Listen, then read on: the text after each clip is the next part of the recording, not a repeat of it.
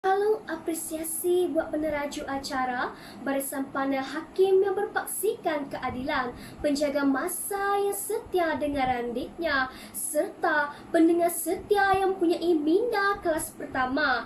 Salam kita, jaga kita.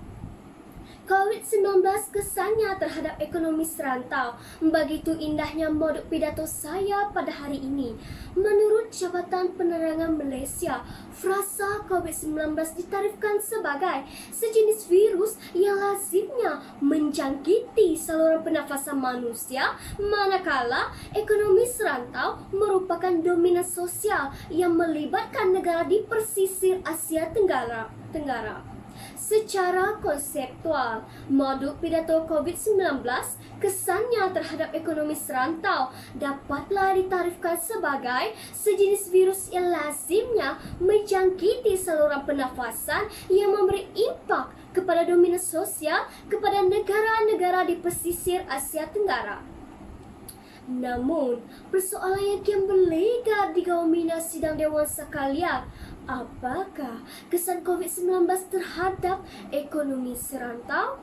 Modus sudah tersedia di minda, kata terungkap di bibir, 3 cetusan minda saya layarkan. Sidang saksi yang bervisi, cetusan minda pertama, COVID-19 menurunkan kadar pelaburan negara serantau.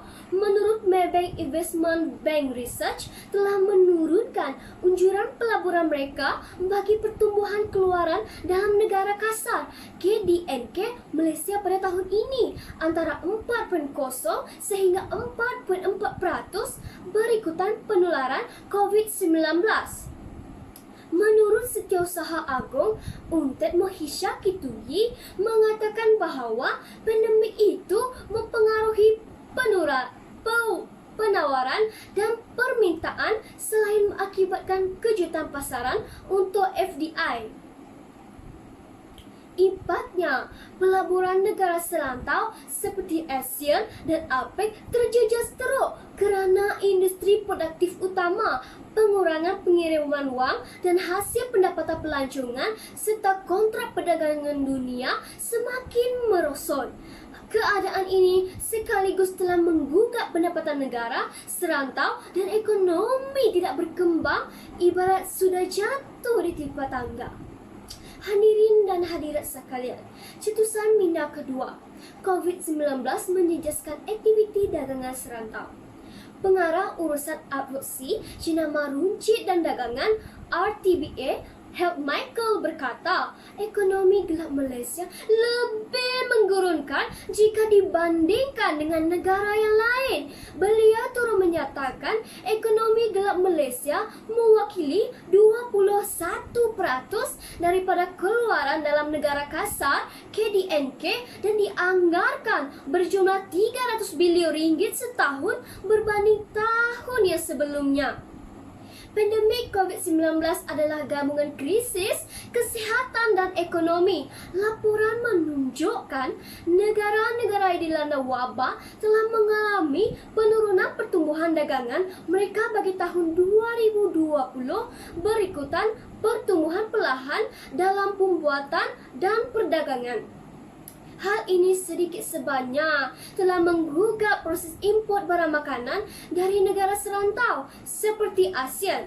Natijahnya, aktiviti import dan ekspor semakin merosot dan memberi kesan negatif kepada ekonomi. Kesan daripada kejatuhan dagangan serantau. Sidang pendengar setia, COVID-19 punca kemerosotan nilai mata wang peringkat serantau.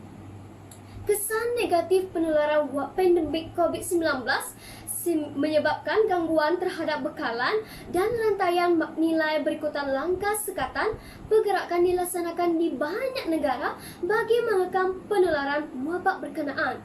Ekoran daripada penularan virus ini semuanya memberi impak 360 darjah yang sangat mendalam. Tabung Kewangan Antarabangsa IMF mengunjurkan pandemik COVID-19 akan mencetuskan kemelesetan ekonomi global dan serantau pada tahun 2020 dengan kesan buruknya sama seperti krisis kewangan pada tahun 2008 atau lebih buruk lagi. Pengarah urusan IMF, Kristalina Georgieva juga turut berkata, unjuran pertumbuhan ekonomi global dan serantau untuk tahun 2020 adalah negatif. Tetapi pihaknya menjangkakan akan pulih pada tahun 2021. Berdasarkan maklumat ini, ternyatalah bahawa COVID-19 merupakan medium utama kemerosotan nilai mata wang peringkat serantau. Sebagai tutup tirai wahana ilmu kita pada hari ini, saya suka mengingatkan kepada Hayala bahawa kita masih belum menang. Janganlah bersikap seperti enau dalam beluka, melepaskan pucuk masing-masing.